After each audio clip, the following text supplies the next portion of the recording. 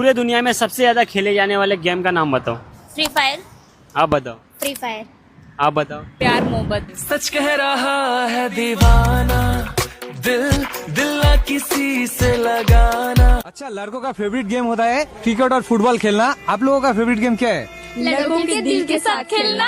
हाय अंदर से टूटा मैं। आप मुझे एक फैक्ट की बात बताओ।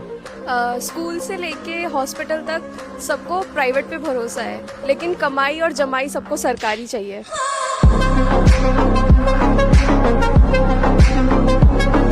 एक्सक्यूज मी आए। हाँ बोलिए। अच्छा, सबसे ज्यादा झूठ कौन बोलता है, लड़का या फिर लड़कियाँ? लड़के। लड़के क्यों?